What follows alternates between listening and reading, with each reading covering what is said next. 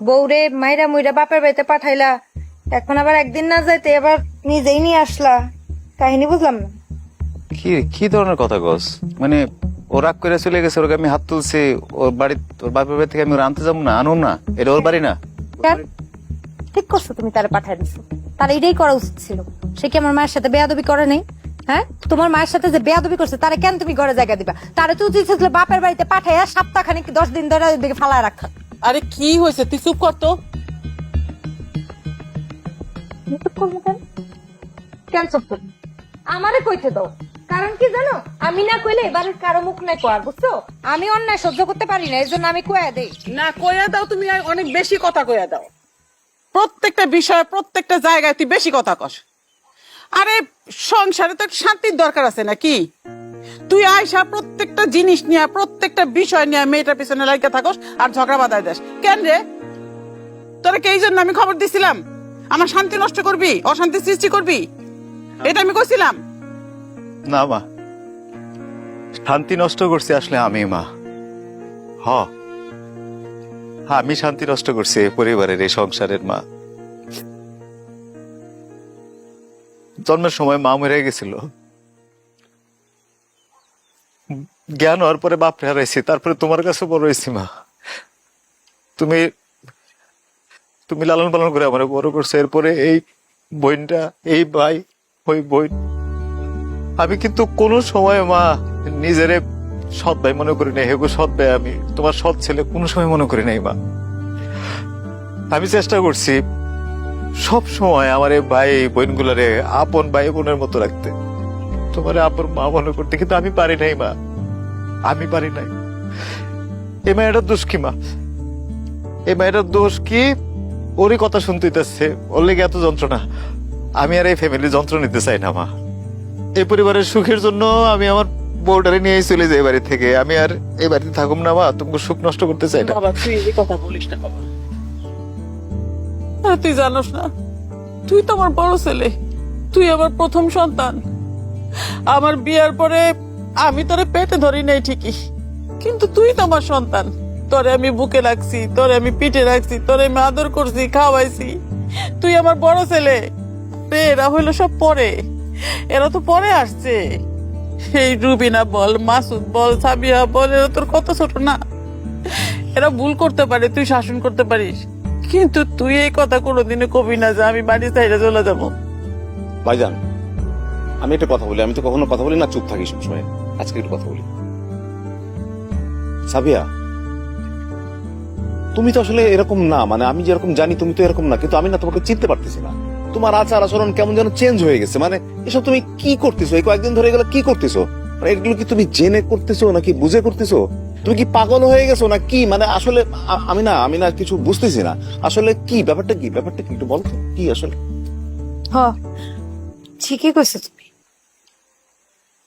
আমি যা করি অনেক কিছু আমি বুঝাও করি, আবার অনেক কিছু না বুঝাও করি।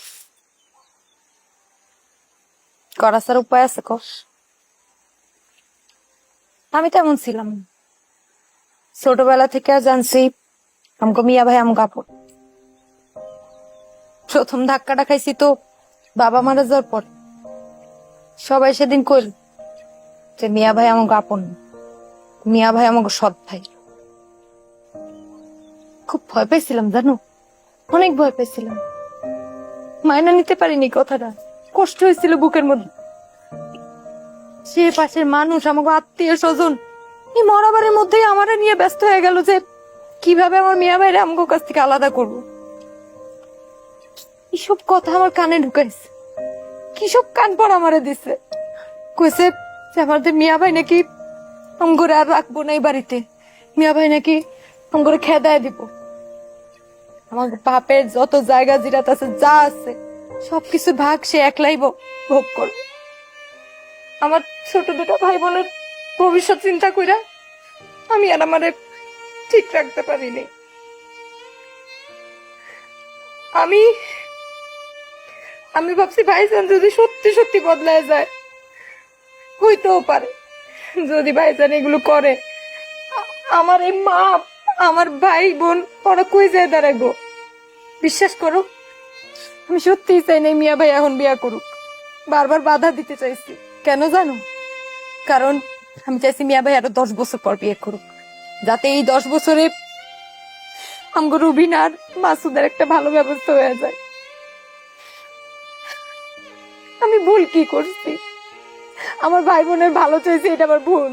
আমার মায়ের ভালো চাইছি, এটা আমার ভুল।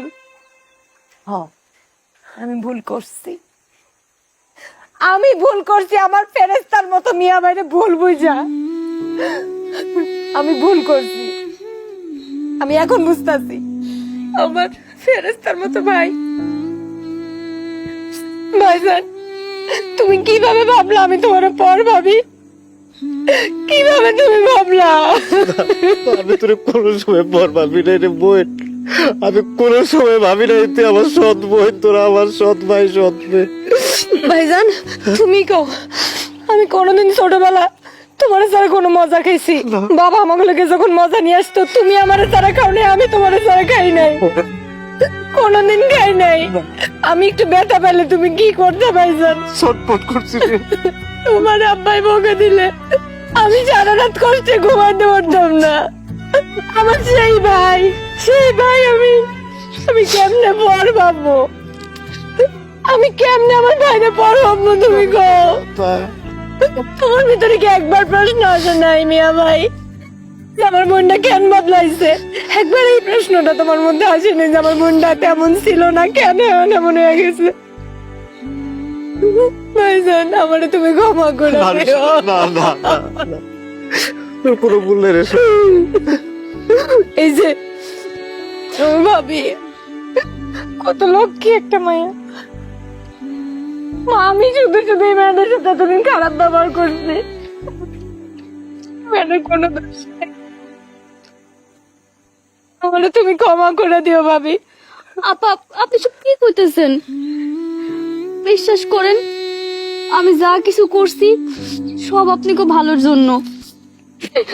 আপনার ভাই আপনাকেই থাকবো। ভাবি, এখন থেকে ফ্যামিলি বন্ডিং মানে পারিবারিক বন্ধন নির্ভর করবে আপনার আর মায়ের। মা আসো না, কাছে আসো মা। তাই না ভাই, তো আমগো পরিবার, আমরা সবাই একটা পরিবার। অদুলা ভাই এখন কাছে আসুন ভাই।